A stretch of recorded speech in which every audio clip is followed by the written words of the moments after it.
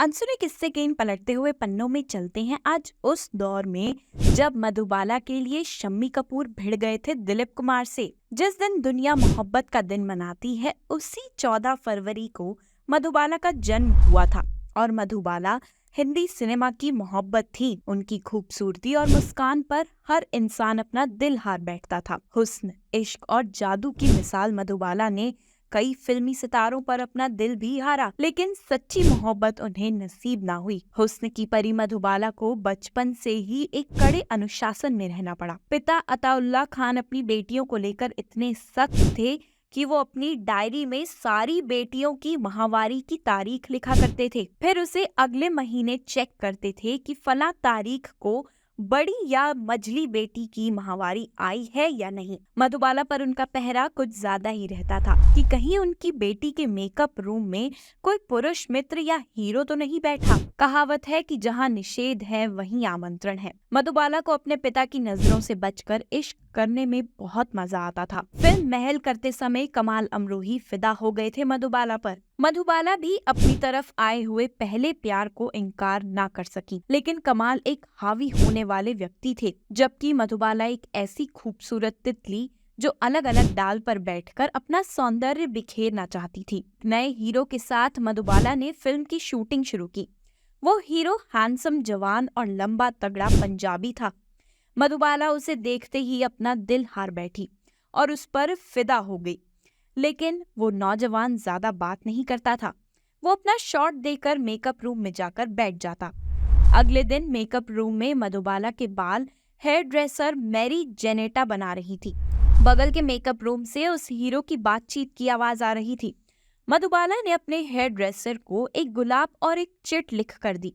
वो गुलाब और चिट लेकर बाहर गई और हीरो के मेकअप रूम का दरवाजा खटखटाया। हीरो के मेकअप मैन ने दरवाजा खोला। मैरी जेनेटा ने गुलाब के फूल और चिट उसे देते हुए कहा, ये अपने साहब को दे दो। जब हीरो ने गुलाब लेकर कागज के टुकड़े को खोला तो उस पर लिखा था, अगर आप मुझे चाहते हैं तो ये गुलाब कबूल फरमाइए, वरना इसे वापस कर दीजिए। उस हैंडसम हीरो को यकीन ही नहीं हुआ कि खूबसूरत परी मधुबाला का दिल उस पर आ गया है। वो हीरो उस गुलाब को अपने कोट के बटन में लगा लेता है और अपने मेकअप मैन से कहता है कि जाकर कहो कबूल है, कबूल है। अब आप सोच रहे होंगे कि आखिर मधुबाला का दिल किस पर आया होगा। तो ये थे प्रेमनाथ। प्रेमनाथ और मधुबाला फिल्म बादल की शूटिंग कर रहे थे। उस दिन के बाद दोनों का रोमांस शुरू हो जाता है। बादल की सफलता के बाद प्रेमनाथ और मधुबाला को प्रोड्यूसर साइन करने लगते हैं। मधुबाला के पिता अताउल्लाह खान भी मधुबाला और प्रेमनाथ को लेकर अपने फिल्म बैनर के तहत करिश्मा बनाने की घोषणा करते हैं।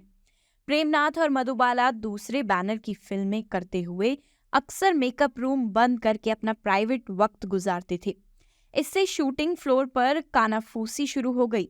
इससे बचने के लिए प्रेमनाथ और मधुबाला अपनी फिल्म साकी के डायरेक्टर एच.एस. रवैल के फ्लैट पर छुप कर मिलने लगे। अताउल्लाह खान कुछ दिनों के लिए आंखें फेर लेते हैं, लेकिन जब ज्यादा हो जाता है तो खान अपनी फिल्म करिश्मा से प्रेमनाथ को निकालकर शम्मी कपूर को साइन कर लेते हैं।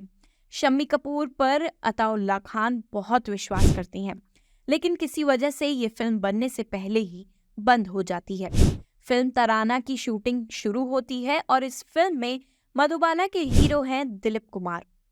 दिलीप कुमार की आशिक मिजाजी उन दिनों पूरी फिल्म इंडस्ट्री में मशहूर थी। उनका अपनी पहली फिल्म ज्वार भाटा की हीरोइन मृदुला के साथ ऐसा रोमांस शुरू हुआ कि मृदुला के पति शक की वजह से मृदुला के साथ शूटिंग पर बॉम्बे टॉकीज आने लगे।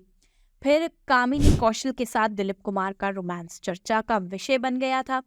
तराना की शूटिंग के दौरान दिलीप कुमार के मेकअप रूम का दरवाजा खटखटाया जाता है। उनका मेकअप मैन चिपके हुए दरवाजे को खोलता है तो देखता है कि मधुबाला की हेयर ड्रेसर मैरी जेनेटा हाथ में गुलाब और एक चिट लेकर खड़ी है। वो कहती है कि ये दिलीप साहब को दे दीजिएगा। दिलीप कुमार जब चिट खोलते हैं तो उसमें लिखा है, अगर आप मुझे चाहते हैं तो एक गुलाब कबूल फरमाइए, वरना इसे वापस कर दीजिए।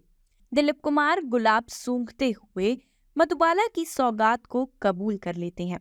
मधुबाला ने जिस तीर से प्रेमनाथ का शिकार किया, उसी तीर से उन्होंने दिलीप कुमार को भी घायल किया। मधुबाला दोनों के साथ इश्क लड़ाने लगी। दोनों को मधुबाला ने एक ही तरीके से पटाया था। जब प्रेमनाथ को पता चला कि वो दोनों लोगों से इश्क लड़ा रही हैं तो उनका दिल टूट गया और उन्होंने मधुबाला से खुद को अलग कर लिया।